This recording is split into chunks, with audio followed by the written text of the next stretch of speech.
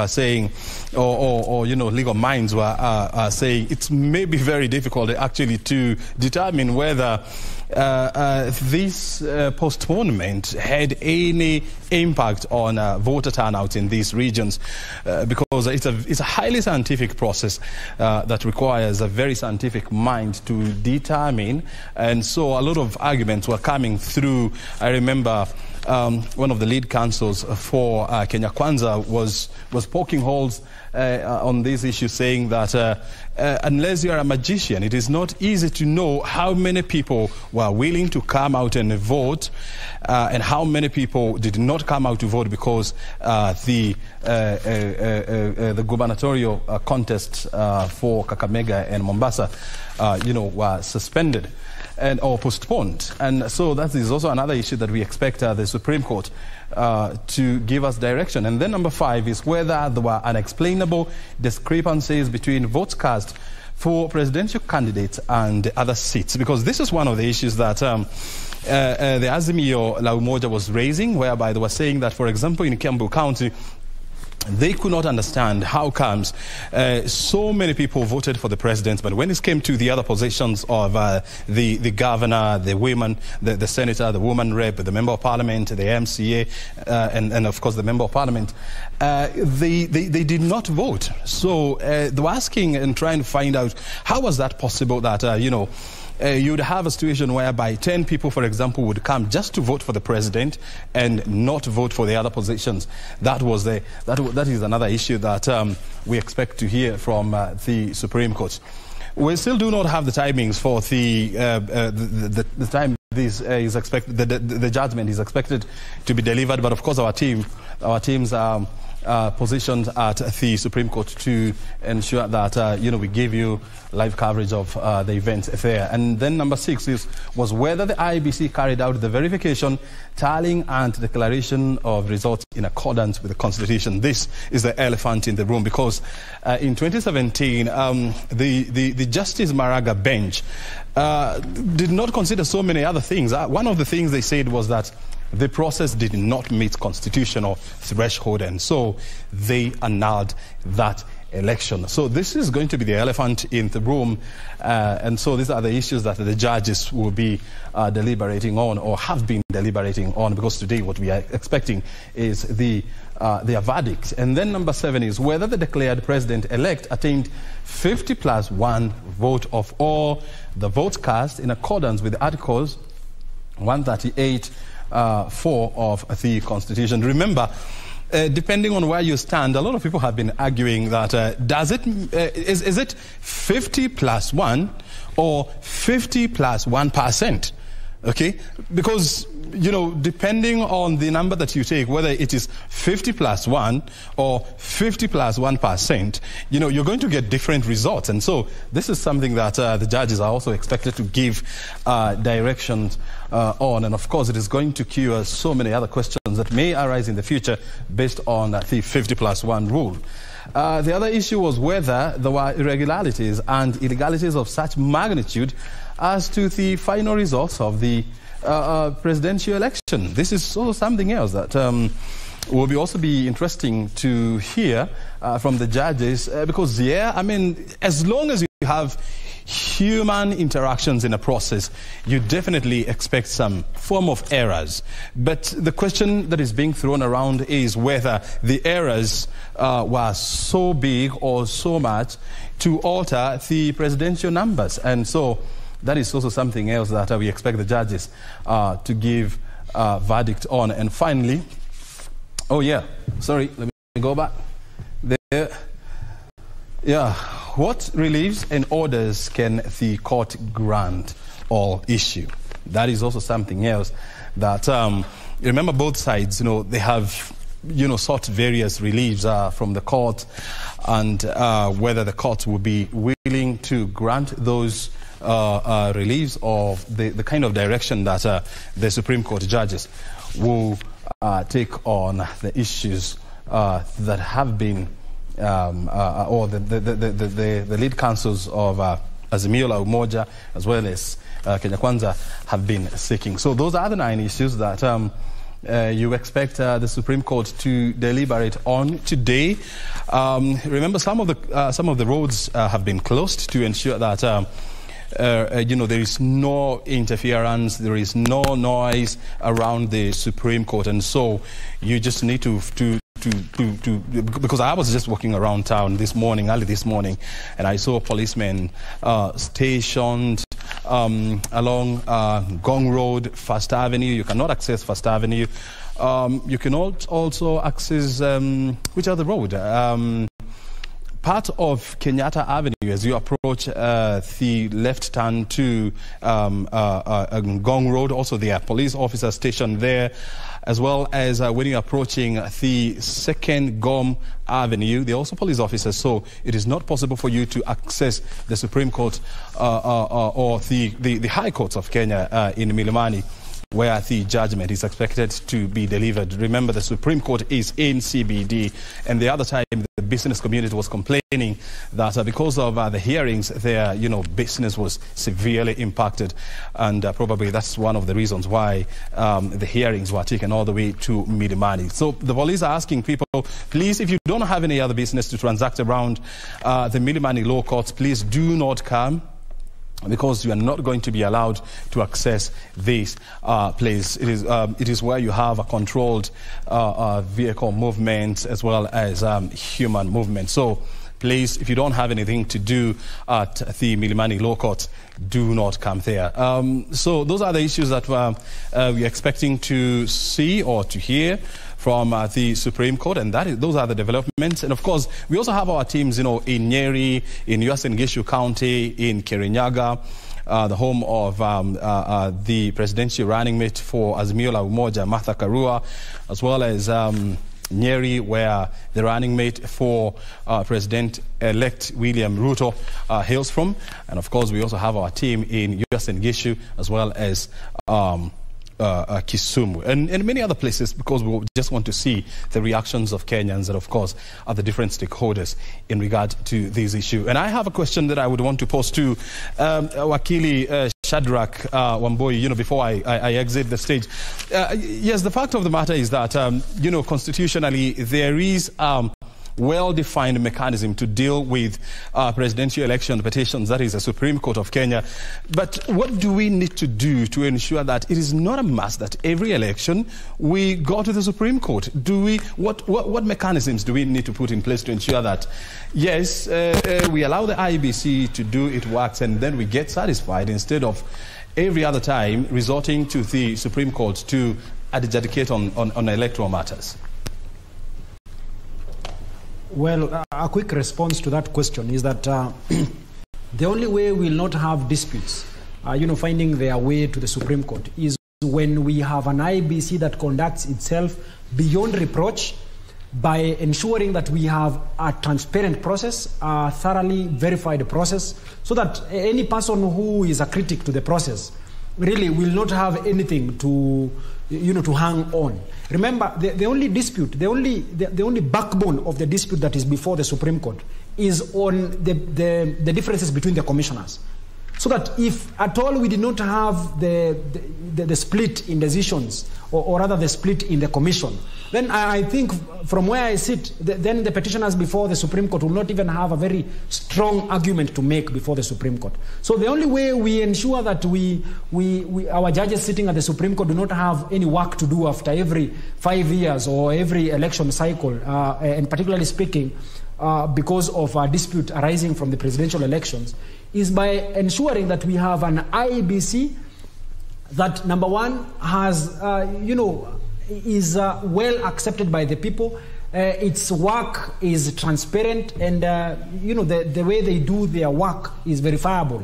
And to that extent, then I don't think we'll have a problem finding its way to the Supreme Court. Are you trying to say that those three are missing? One of them is the public confidence, the transparency of IEBC, and the verifiability of the process? Yes. I think very fairly to speak, I think there is a question of the public confidence, because you really recall that public confidence is a question also that must be aligned with the political, some political alignment, because there is a majority of of Kenyans, about 6 million plus, that believe in the Right Honorable Raila Amolo Odinga. So that if Raila Amolo Odinga says that he does not have confidence with the referee, then you will have 6 million people who will also carry that clarion call that, there is an interference with the chair of the IEBC. And to that extent, then we will not have a process that is in itself acceptable to the people. So really, it needs first to begin with the IEBC convincing our political heads, our political leaders, that what they do it transparently, and they do it for the good of everybody else. So when we have some political heads that have some apprehension in the manner that the IEBC is conducting its affairs, then we will not have the IEBC being well accepted by the people. And every time they have a declaration of the results, there will always be an issue with the court. And again, I must say, and this is for the benefit of the viewers, that when we have disputes, finding themselves before the court is not a bad thing in itself. Is a good thing, because ours is a constitutional democracy, and the court is also a player in the process we call the elections. Mm-hmm. Yes. But the other question that I would want to pose to you is, I mean, in every contest there must be winners, there must be losers. And so how do you create a situation whereby the losers, they feel that they have lost the game fairly and they do not have to resort to third parties for adjudication? Well, when we have a loser, it is not bad to have a loser. In any event, every contest must have a loser and it must have a winner. The question then comes with, do we have bitter losers? And is this bitterness in this loser as attributed to a flawed process in itself? Because if we have a flawed process, then that in itself will call to question the final outcome of the results. So really, when we have someone who has lost, this person who has lost must have the confidence that he has lost fairly. And people who have won, even the losers must know that this person has also won legitimately. Because legitimacy is also at the heart of the question whether someone has lost fairly or not, or whether we have someone who has also won fairly. Mm-hmm. Yes. Very well. Thank you very much indeed for responding to those questions. But I'm sure these are some of the issues that you are discussing here as we wait for the verdict from the Supreme Court judges. Well, thank you very much indeed for finding time, of course, to be with us and continue watching these broadcasts. Of course, we have Victor Olo as well as and Joey, who are in studio with us this morning, and a team of experts who are helping us analyze these issues. And of course, remember, our teams are also on the ground at the Supreme Court of Kenya, at the Milimani Law Court, and in Uasin Gishu, in Nyeri, in Kirinyaga, in Kisumu, Mombasa, as well as various parts of the capital, just monitoring the situation on the ground. My name is O'Brien Keman. We'll keep on interacting throughout the day. Enjoy, and back to you, John, Mr. Njoe. Indeed, and allow me to take it from where you had started it, where the roads that are closed today. So if you haven't left your house, kindly, the road shall be closed after they get the directive from the Supreme Court. But when we were coming to work, we saw police lining up. So this is what is going to happen. Ngong Road will be closed at the junction of Ngong Road, First Avenue, opposite NHIF. No motorists will be allowed to access CBD through Kenyatta Avenue via Cathedral Road, but instead are advised to use Haile Selassie Avenue. Secondly, Cathedral Road, Milimani Ngong Road, which accesses Milimani Law Courts, will be closed at the Kenyatta Avenue Valley Road junction at the NSSF. And only vehicles heading to the court will be allowed. Only other motorists are advised to use Valley Road.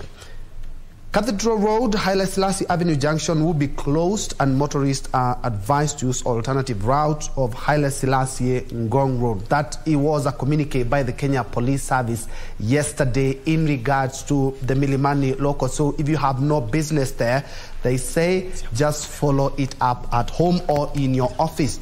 Thank you so much, O'Brien. 9 pertinent issues that were filtered by the Apex Court. for determination. That is exactly what we are waiting for. The Apex Court said they're going to give a notice on judgment. They haven't given that notice yet, so that we may know exactly what is happening. But as Brian had alluded to earlier, is that we also have our crew that is on the ground. We'll be getting back to them to know exactly, or to have a feel of how things are. Yesterday, the clarion call by both parties, Raila Odinga and also from the President-elect Brigade, William Ruto, talked about let's maintain peace. Let's maintain peace and wait for the Apex Court judges to make a determination on the same. Something else that, gentlemen, that happened, and of course is gonna be adding into their judgment today, was the recounting, the verifying and the rescrutiny of 41 boxes from 15 polling stations. And the report that was presented to the court on Friday did unearth that there were some malpractices or irregularities. We even heard that some were not stamped, some 34A were not stamped, and others. How much is too much when it comes to that report? How much is too much? Irregularities that were unearthed. How much is too much? Perhaps I can get that from you, Wambui. Well, the jurisprudence in this country is that we do not have a flawless election, so that we will always have an election process that is going to be characterized by some errors. I mean, you are having a perfect system which is being implemented by imperfect people. Because we are human beings and we are imperfect, then the final outcome of this process is not essentially going to be a very perfect process. So that the courts have always told us that regardless of the small errors that you will find or you will see here and there, that in itself does not necessarily mean that we are going to invalidate an election because of those small errors here and there. But be that as it may, there must be, the people who bear the burden, because it is the IEBC that bear the evidential burden, they must tell us also that to what extent really were these errors being committed. Was it a deliberate pattern? Because you will find in some areas, I'm handling some constitutional petitions, during that touch on this election, and I will tell you that there are some deliberate mistakes that are made so that they can achieve a certain outcome.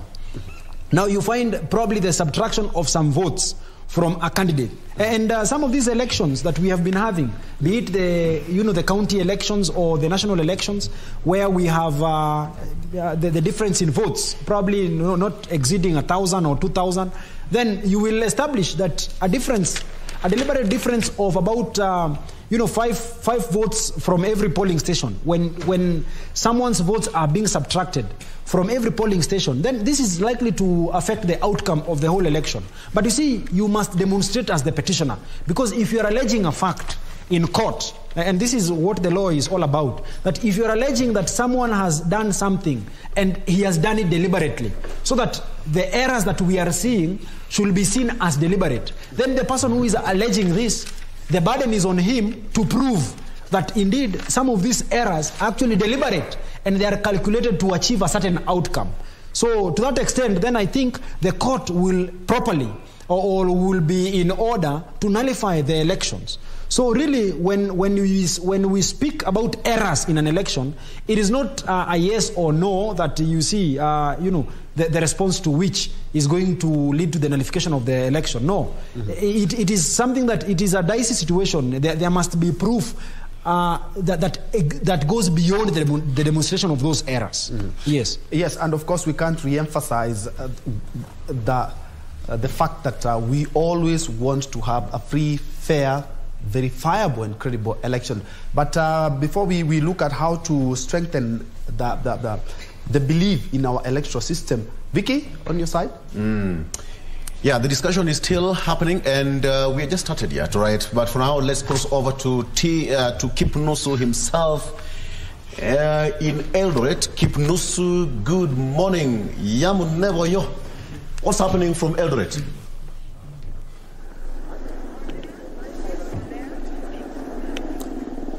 A very good morning to you, Ben Troinjue and Victor Olo there at the Broadcasting House. Yes, coming to you live from Uasin Gishu County. This is the political bedrock of the President-elect and the Deputy President of the Republic of Kenya, William Samoei Arap Ruto.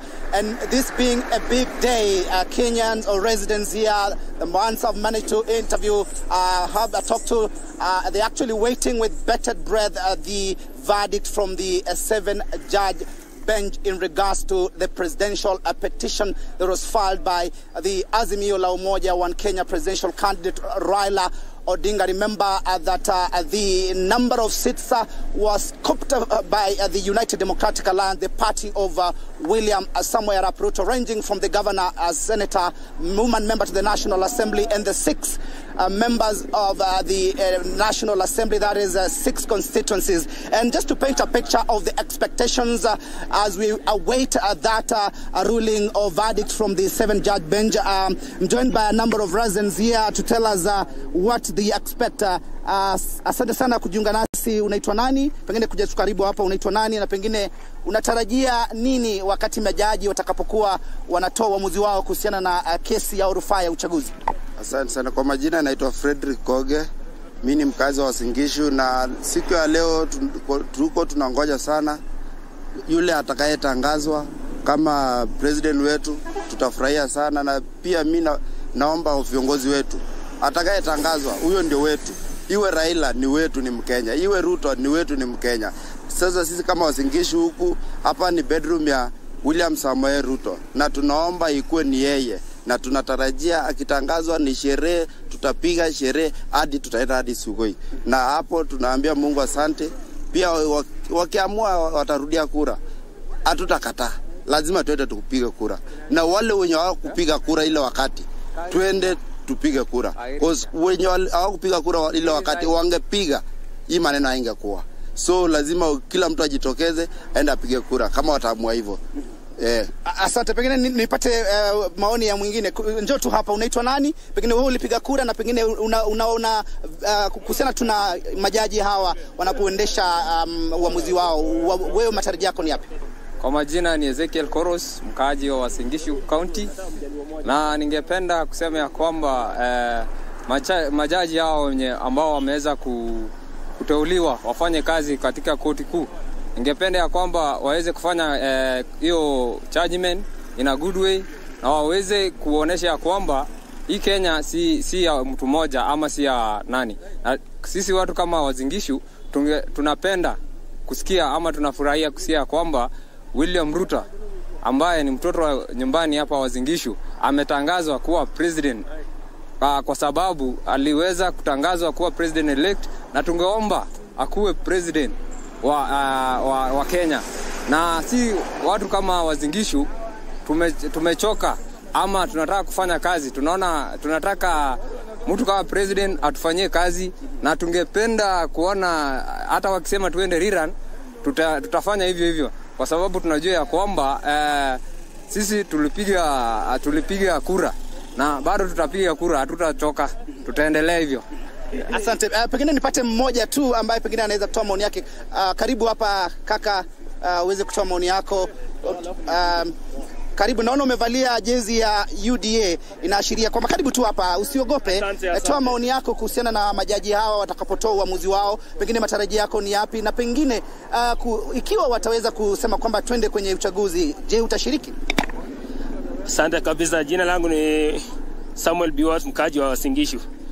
Kwa majaji hawa tunatarajia waamue, watupe kiongozi mwenye tulimchagua. Kwa hivyo hapa ni Uasin Gishu kwa kina Daktari Samoei William Ruto, ambapo wakati wa Uasin Gishu tunatarajia machachi watangaze William Samoei Ruto, na kama si hivyo wakitangaza pia warudia kura, tuko tayari kabisa, tunatokeza kwa wingi tupige kura tena.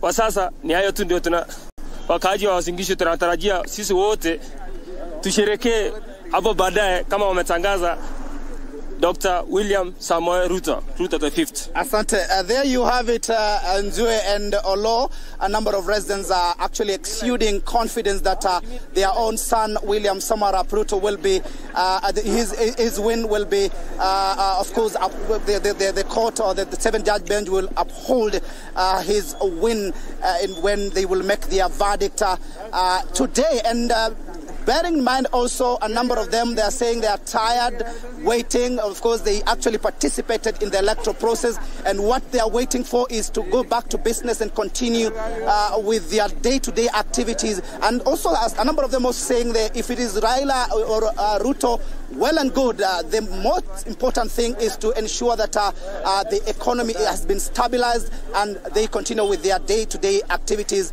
And of course, from here we are heading to Sugoi. They are telling us that if they will actually uphold the win of William Samoei Arap Ruto, celebrations will be in Bingchao in this particular county. A number of them, of course, are having confidence that William Ruto will be given an okay with that seven-judge bench. From me, Timothy Kipnusu, I hand you back to studio, Bentro Njue and Victor Law.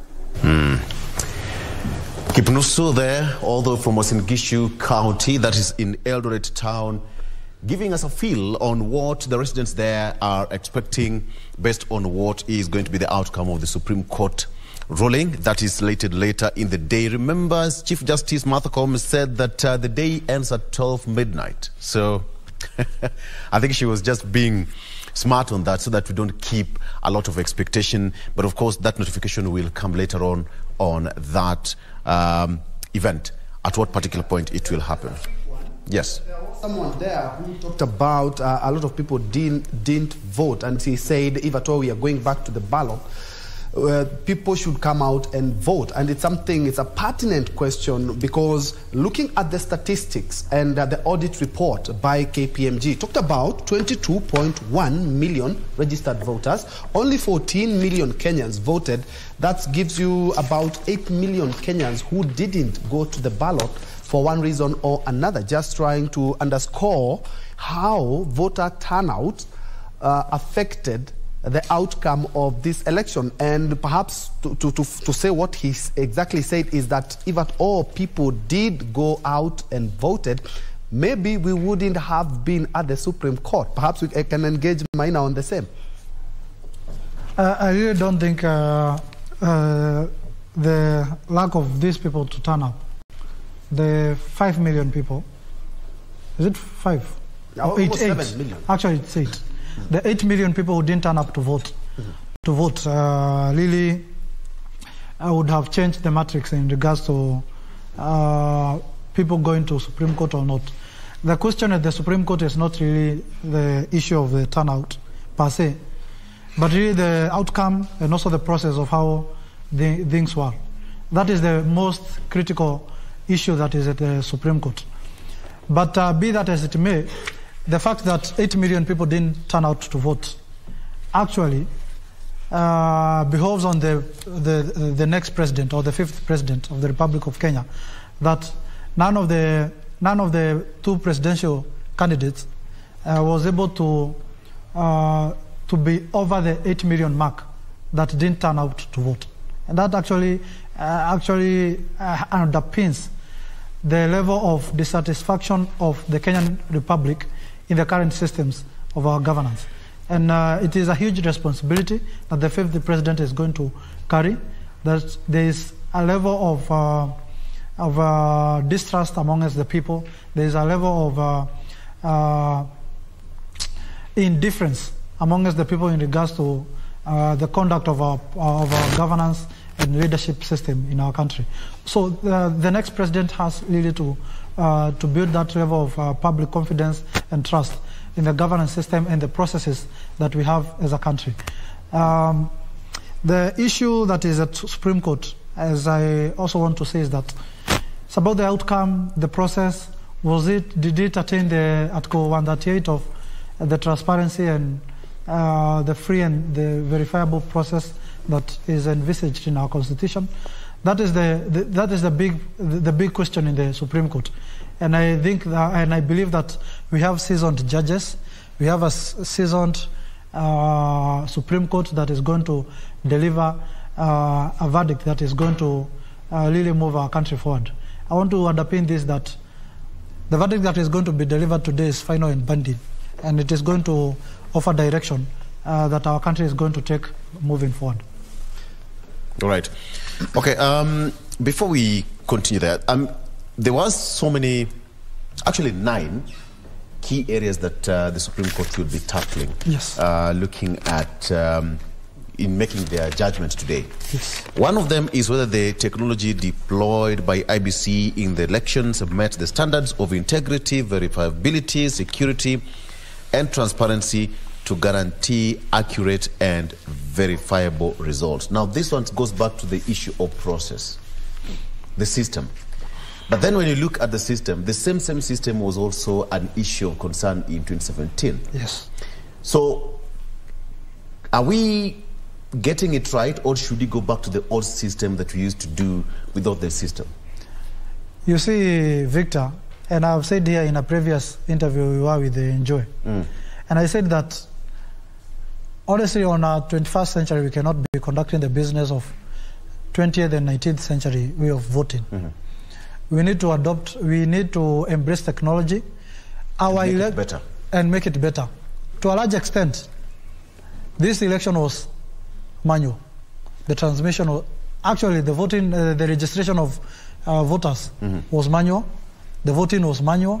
The transmission was also manual. The announcement of election and declaration was manual. We are yet to adopt, or we are yet to embrace technology in our electoral system. And that's why maybe we are having challenges. To a large extent, the only place that you could find technology in this election was the posting of the results on the IBC portal, and maybe the returning officers or the presiding officers sending these particular copies in pictorial form to the ranking officials within the system. But to a large extent, this election was manual. And let me say, the difficulty with the manual, or the challenges with the manual, is that you'll always have challenges in terms of the confidence of the verifiability and the transparency of the system. So, and we also need to remember that the fact that the election was manual means that the human resource was largely involved in the election. So I think these are some of the challenges that are going to be addressed in the Supreme Court, and we are going to find more recommendations that are going to improve our electoral system from a technological point of view. I've been advocating for embracing technology right from the registration of voters level. Because if the registration of voters level, we have to go to our polling station or to the IBC offices to be registered as voters, then it means even the process itself in terms of voting, it will be manual. And I've been asking myself, and I've been asking this, Victor, today if I want to send you credit, or if I want to send you money on your M-Pesa, ukiwa northeastern ama ukiwa huko Mombasa, na mimi nikiwa hapa Nairobi, you have that confidence in me that I'm going to take your number, put it on my M-Pesa, and send you the amount of money that we had agreed upon, or that I want to send you. And if it's 200, it will come 200. It will come 200. If there is that level of trust in our technology in terms of sending money, why can't we have embracing it in terms of voting or election?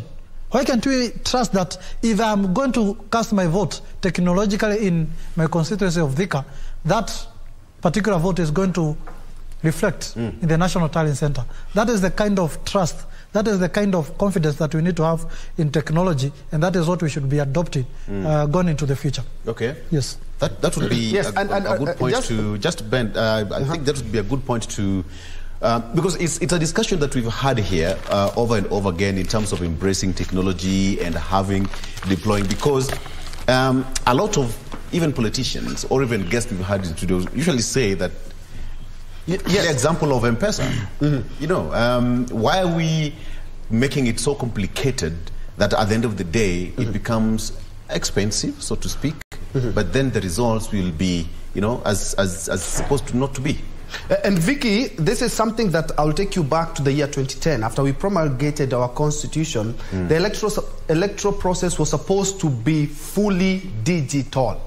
You know? And allow me to disagree with Maina a bit. I would really not call it manual, but I will call it hybrid, because from identification, at least we saw that that was digital and the transmission was digital. But the voting itself, I do agree with Maina that it is indeed manual.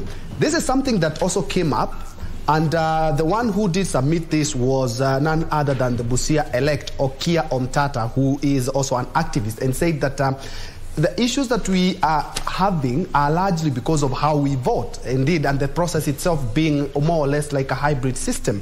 And he raised this on two issues. One, we do not have a digital footprint. So as we are following it up to know exactly the truth of where everything lied to when we did the election, there's also the question of the presidential petition. He said, if at all we had a digital election, 14 days are more than sufficient to conclude this petition. But unfortunately, we are still 10 years after we started using the new constitution. We're still doing everything manual, and this not only because of the cost, as Maina has talked about, is that we do not have any footprints that we can follow up to know exactly where we did go wrong. And allow me now to bring in a constitutional lawyer. Thanks so much indeed for making time, Gibson Gisore. We have been analyzing since when we started these elections and up to now. The digital footprint is the one that we're talking about, and you saw the submissions by Okiya Omtata talking about we could have at least reduced a lot of the issues if we embraced a constitution which envisaged that we should be only on digital platform when it comes to matters election. Thank you, Bentro, and thank you for inviting me. Indeed, today is the day. We have to say that we have to know what is it for us as Kenyans. And I say as Kenyans deliberately because people tend to assume that it's about the two people who are fighting it out in court. It's not about them.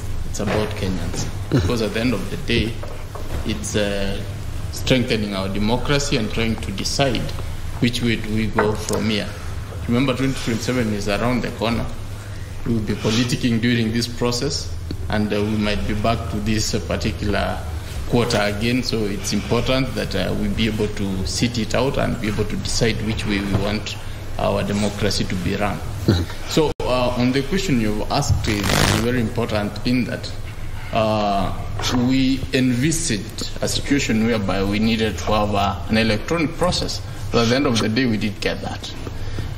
As to who to blame, the question is out there. The IBC has been pointed out, whether they delivered a credible election in terms of technology. And that's where technology was one of the big issues as submitted by Okiya Omtata's petition. We did see a situation whereby we didn't have that technology being deployed in the manner in which it was anticipated to have been deployed. So we need to ask ourselves whether which way we want to go. It's very important to actually put demarcations. The technology we wanted to have is one which could be able to provide for verifiability, which is very key, and then be able to provide for security, and be able to provide for integrity, and is also able to provide transparency. To some extent, we saw something which the IBC tried to do by displaying the uploading of Form 34 is, but that cannot be able to satisfy the test of what it is that we wanted to have. At the end of the day, you have seen what happened in court, and there were a lot of problems. These are the problems we need to look at and be able to decide, how do we move next? Are we going to be having a free electronic process? Is it one which is going to be fully encompassed where we have a database? Because there is an issue of the Smartmatic people. And this question did come by, I remember us discussing it, the questions which were posed to the commissioners before elections. How do you contract Smartmatic people? And then it has proved that they even can't even obey our own orders. You know, that is quite dangerous, and they're actually playing to the fact that there are people who have patents and who have rights over our own data. that More even than our us. more than us. Yeah. That is quite interesting, and we need to ask ourselves whether is this the way we want to go around the elections time. We need to be giving our